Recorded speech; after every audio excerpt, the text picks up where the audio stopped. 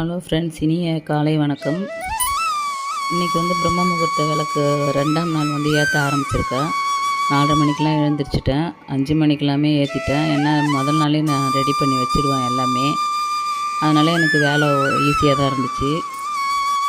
இது வரைக்கும் 3 தடவை நான் என்னோடய வேண்டுதலை நினச்சி 48 நாள் 21 நாள் அந்த மாதிரி நான் பிரம்ம முகூர்த்த விளக்கு ஏற்றி அது எனக்கு நடந்திருக்கு. வேண்டினது அப்படியே கிடச்சிருக்கு.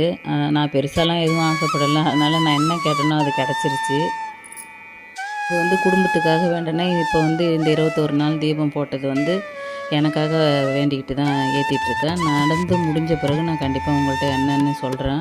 நம்ம ஏதாவது வேண்டணும்னு இல்லை, எப்பயுமே நம்ம பிரம்ம முகூர்த்த நேரத்தில் இந்த தீபம் ஏற்றிட்டு வந்தால் குடும்பத்தில் கஷ்டம், கடன் இது எதுவுமே இல்லாமல் ஆரோக்கியமான வாழ்க்கையை நம்ம வாழலாம். நீங்களும் இதை ட்ரை பண்ணுவீங்கன்னு நினைக்கிறேன்.